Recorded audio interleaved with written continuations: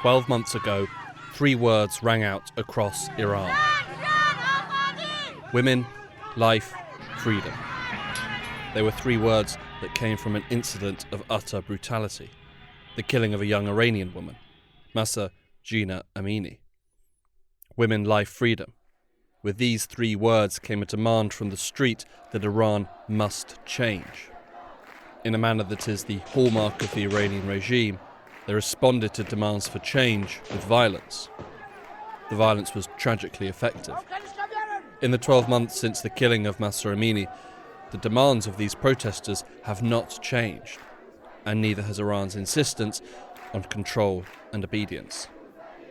This week on The New Arab Voice, how has the protest movement changed over the past 12 months? What measures have the regime taken? And what is the legacy of Mahsa Amini and her senseless murder? My name is Hugo Goodridge, and you're listening to The New Arab Voice.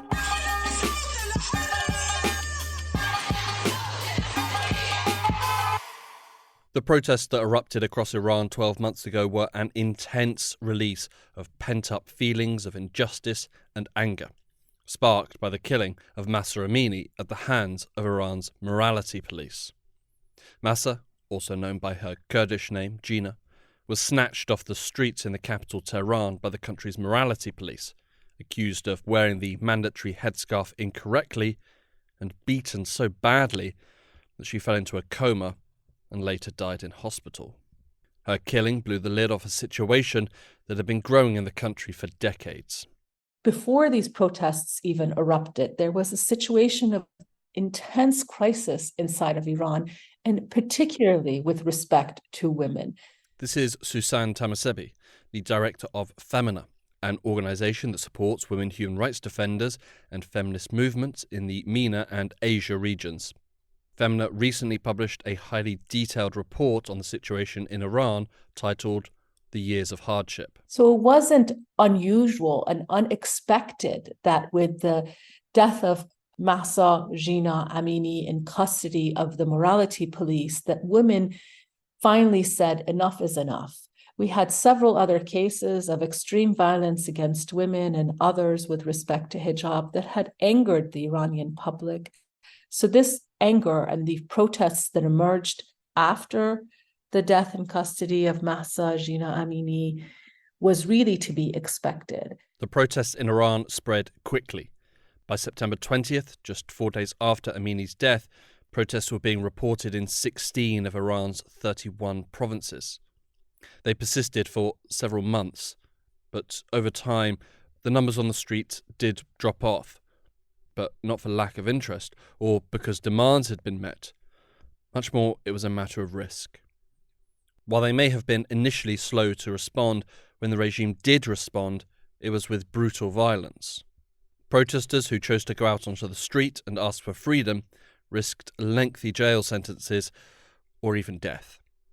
The regime did everything in their power to quash the protests, but they were never going to be able to put the genie back in the bottle. So whether women are protesting or not, they are engaging in these peaceful acts of resistance and dissent to take claim over their own bodies and the way that they dressed. I should mention that the protests were dealt with very violently by the Islamic Republic of Iran's security forces. We had over 500 people killed, 60 of them were children, about 10% of them were women. We had 7 executions, tens of thousands of people arrested, women human rights defenders arrested and sentenced to long prison terms, and the 2 journalists, Niloufar Hamedi and Elahe Mohammadi, who reported on the case of the killing of Mahsa Amini in detention and then later her funeral, still continue to be in prison on a 1-year temporary detention order, which is ridiculous. So the level of violence is extremely high, and we cannot gauge people's dissent based on whether they go out and engage in public protests where the costs are so high.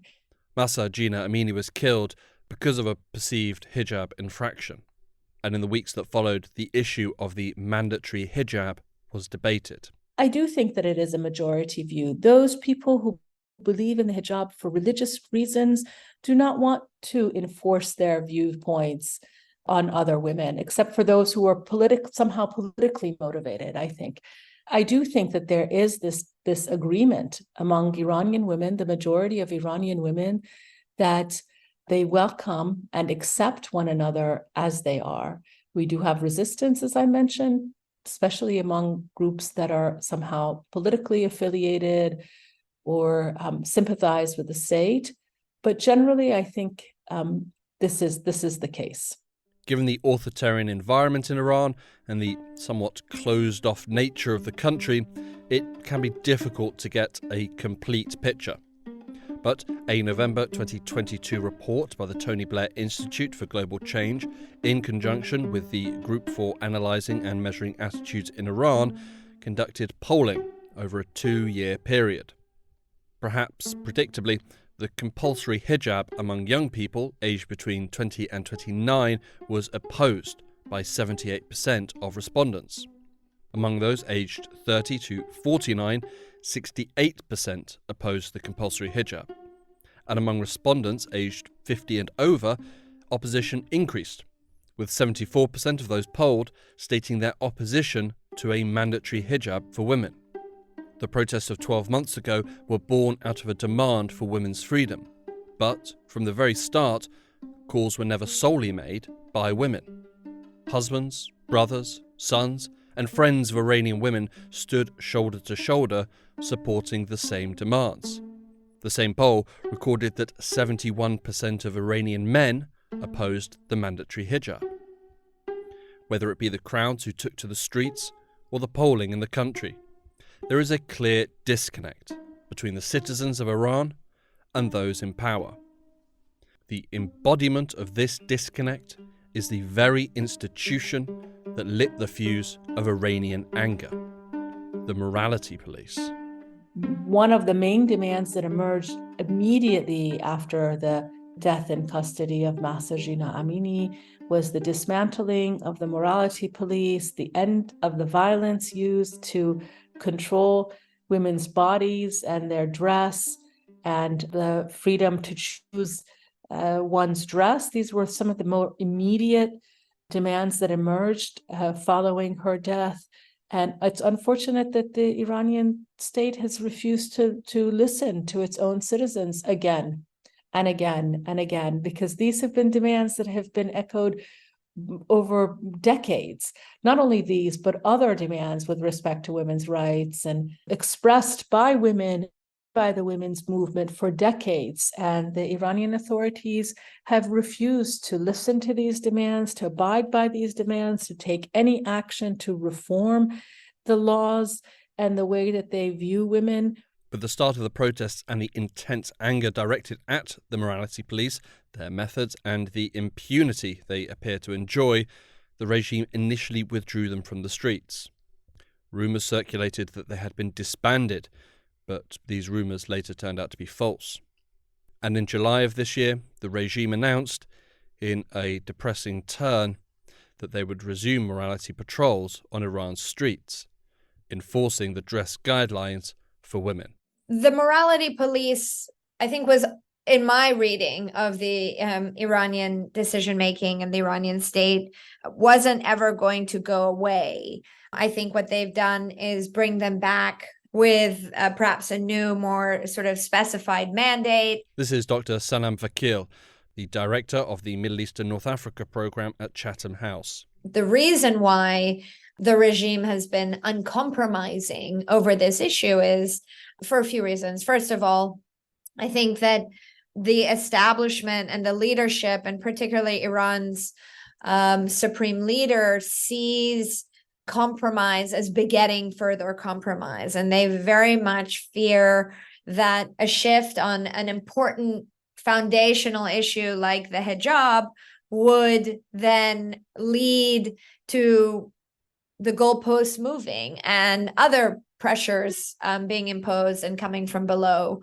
Reasserting control on ideology and on the foundation of Islam and Iranian society, I think, is important for the leadership to establish authority That's their position. They want to be imposing and they want to force compliance. And Susan again. I think the Iranian state sees women as a security threat, unfortunately, and their demands as a security threat. The Islamic Republic has taken a very conservative interpretation of Sharia law and applied it to the legal system that governs the lives of Iranians, and especially Iranian women. The only thing that is in accordance with Islam, or their version of Islam, is actually women's status. So this, in a sense, is a last stronghold that they're not willing to let go of. Part of the people that support the Islamic Republic, that wholeheartedly support the Islamic Republic, this is an important issue for them. So it's really a matter of responding to the political groups that support them, the Iranians that do support them. And I do think that they really are a minority, this extreme group. The passion of the protests and the manner in which they galvanized a huge section of society prompted hope that change was not only possible, but also inevitable. The return of the morality police dented this, and a further blow was felt this month. On September 20th, Iran's parliament passed the Hijab and Chastity Bill. This increased the punishment for those who were deemed to be dressed, quote-unquote, inappropriately. This new law would mean that those found in breach of hijab laws could face 5 to 10 years in prison. This is a dramatic increase from the 10 days to 2 months that is currently on the statute books. Additionally, fines of up to $7,300 can also be imposed. So in that sense, it's worrisome, because we've long said that the issue of women has been securitized by the Iranian state, but this is a more formal way of securitizing women's bodies, control over their own bodies and their dress. But this bill is also worrisome in the level of the exorbitant amount of fines it imposes on women. It's an attempt to make money off of Iranian citizens and whatever that they can. And of course, if you watched the developments around this bill, there was a sort of a very public disagreement among different branches of government about who would benefit from the funds that were collected from these fines. And ultimately, it was the executive branch, the presidential office, or the executive branch that benefits from the fines imposed on women. But these fines are exorbitant, and even the initial fine for this ends up being several times the salary of an ordinary worker. I should mention that it creates different classes of women who can afford the fine and women who can't afford the fine. So poorer women will have to observe the mandatory hijab and will lose control over their bodies. So this, for me, is worrisome. The new law also increases punishments and fines for business owners and employers seen to violate the law. These fines are also exorbitant because they hold managers of businesses and public spaces and even government offices responsible for the behavior of women who work for them. So we will see others beyond the multitude of security agencies responsible for controlling women's dress. We will see ordinary citizens also responsible for controlling women's dress. These people will be fined if the women in their establishment or in their offices do not observe the hijab. For businesses, they could have exorbitant fines and also be closed eventually. People riding in cars, their cars will be impounded, and they have to pay the cost of the heavy costs of the impound lot associated with that. If passed, the bill not only splits the country on gender lines, but also class lines, pitting women against other women. For the bill to become law, it still needs the approval of the Guardian Council, who cannot be accused of harbouring any liberal or reformist views. As well as the increased legal repression on women, 12 months after the start of the protests, they have also recently targeted the families of those who lost loved ones at the hands of the state, out of fear that efforts to memorialise them could turn into more protests. Given the tragic and wholly unnecessary loss of life that prompted the protests, and the hundreds of lives that were later taken, it's difficult not to think of the movement as somewhat of a failure. The recent developments by the state have not only reimposed the systems that existed before the killing of Mahsa Amini, but they've also been reinforced. The protest movement was forged by tragedy and powered by a demand for justice and dignity. But the Iranian regime is an incredibly formidable and highly skilled adversary. Dr. Sanam Vakil of Chatham House again. The Islamic Republic has a long history of protests, but even if you look at the principal protests over the past 20 years in Iran, you had student protests in 1999, you had Green Movement protests in 2009, protests in 2017, protests in 2019, and then the protests of last year. This is a country that has experienced a lot of protests. I think they're quite used to protests as a system, and the political establishment has developed and honed a crackdown playbook. So while I wouldn't characterize them as living in fear of further protests, but they try to manage and contain further uprisings and protests. As previously mentioned, the Iranian regime is unwilling to fold on issues and provide any concessions to protesters. It did not listen to any calls regarding the compulsory hijab, but neither did it pay heed to any of the other issues that joined the protests last year, whether they be social or economic in nature. The regime has a narrow position and structure. It's a narrow position and structure that it likes, because it ensures its survival. To change this is to alter the foundations, and to alter the foundations brings risk. It's an authoritarian system, and the sort of intention of an authoritarian system is to survive despite the people. And in order to survive, it has chosen to become more narrow. It needs to be narrow in order to maintain power. And it can't be as inclusive, because inclusivity, from I think the reading of the Supreme Leader, inclusivity has ushered in protests and has ushered in political challenges. So narrow consensus among conservatives guarantees easier execution of policy, easier implementation of any kind of decisions, less contention at the top, similar to what we see in other more closed authoritarian systems. The constant figure at the top of this narrow and concentrated power structure is, of course, the Supreme Leader Ayatollah Ali Khamenei. In recent years, when protests have erupted, Khamenei has been the focus point of the protesters' hate, generally edging out the president or other institutions like the army.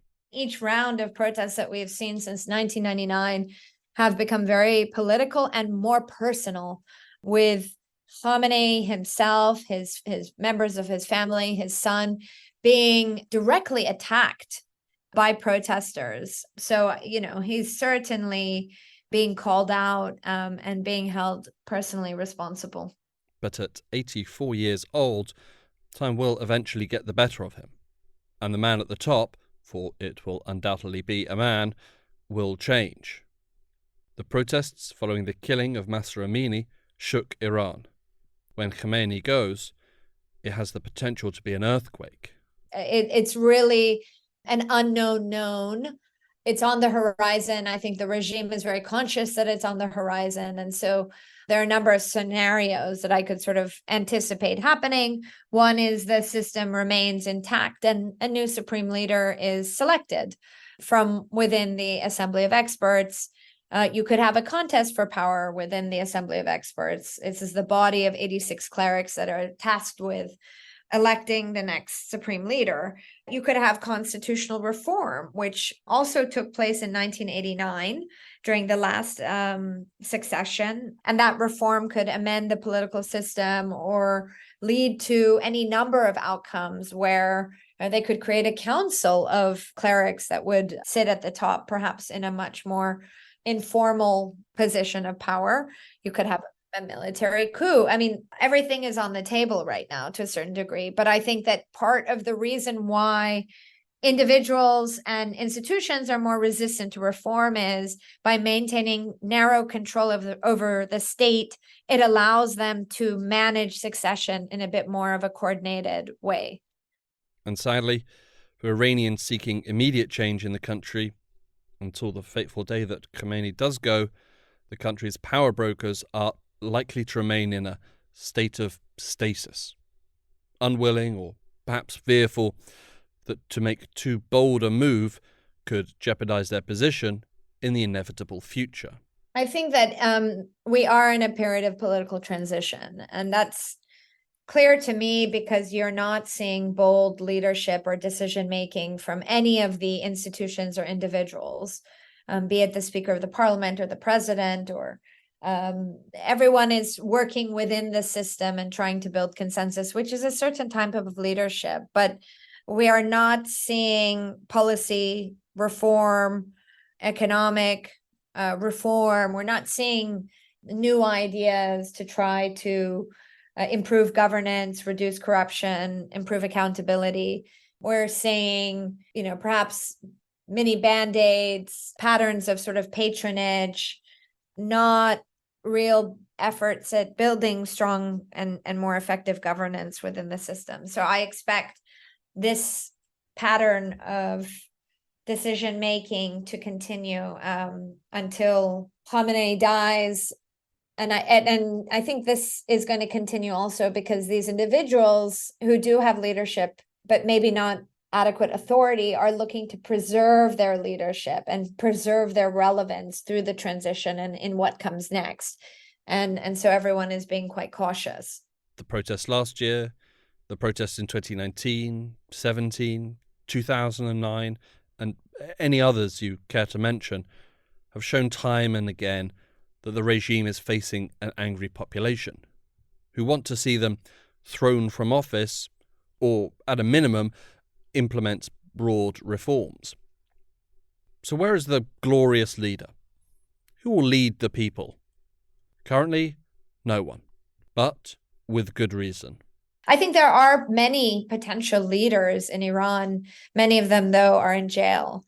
Whether you have activists and lawyers like Narges Mohammadi or Nasrin Sotoudeh, just to name two, they've both been in jail for quite some time. And the Iranian government has been very strategic in cracking down on civil society, arresting potential activists, breaking up networks. This is a system that has been built on the foundation of a revolution. These are former revolutionaries. So over the course of 4 decades, they've become quite effective at preventing organization and preventing leadership from developing, because ultimately, they're seeking to prevent any kind of revolution or political change from below. There have been flashes of an organised opposition, but they have faltered, either due to their own failings or because of regime pressure or interference. There was a brief moment where a number of activists alongside the former Shah's son, Reza Pahlavi, came together and tried to demonstrate unity and created a sort of alliance for democracy. But that movement fractured very quickly and really reflects factionalism in the diaspora, lack of consensus on what political future could be for Iran and Iranians. And I think that there's got to be a lot of learning and bridge building abroad as well as inside the country. I think people are quite clear on what they don't want, and they don't want the Islamic Republic. But I don't think there's consensus among 5 million abroad and 85 million people inside as to what people do want. And so I think we have to be quite conscious and humble of those limitations. As seen in the past 12 months, if Iranians go out onto the streets and protests, then lawmakers will not listen to their calls, and they risk being arrested, beaten, or even killed. And any effective opposition leader or group is outlawed and shut down before it can ever begin. I think the option for Iranians that are seeking political change is a bit of a longer term one. It requires them to reflect on the history of the revolution and think about what is needed in order to build networks and consensus and leadership within the system of the Islamic Republic.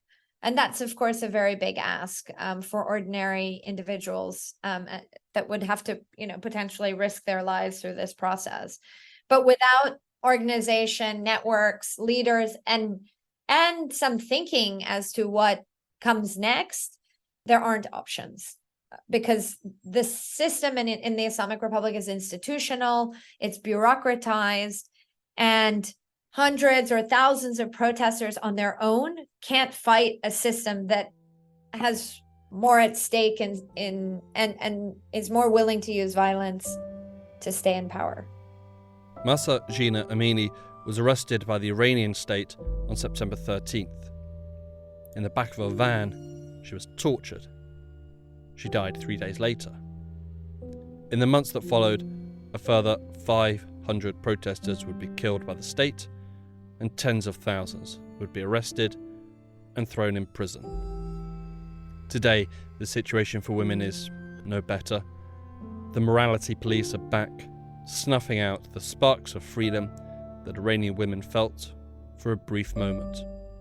Despite all efforts, the strength of the regime persists, at least for now. But memory also persists. Memory of a young girl needlessly killed. Memory of a state that responded to the calls of its citizens with violence. And memory of the demands made by a nation. I think Mahsa Amini and her tragic death, for me, represent a protest and a demand for dignity in Iran. And it's sort of a hope for all Iranians, regardless of age or ethnicity or religious affiliation or socioeconomic class. Her death unleashed an anger and sort of a fight for dignity, represented through different slogans and different protest movements. But, I think that word best embodies a deep frustration among a very broad population. Final words to Susan Tamasevi, the director of Femina. For the first time, we saw at the national level also a lot of sympathy and a lot of understanding of ordinary Iranians with the plight of ethnic minority groups and their demands, and an acknowledgement of the level of discrimination and exclusion that they face. So I think women's issues and ethnic minority issues and the sense of solidarity that was created among broad segment of Iranians across the country with respect to these long-time demands of groups that have been discriminated against, excluded, and marginalized will be the legacy of these protests. And I think another legacy is that, that we do really see a cultural shift. I mean, we see a cultural revolution among Iranian women who are refusing to bow down and accept state violation of their bodily rights.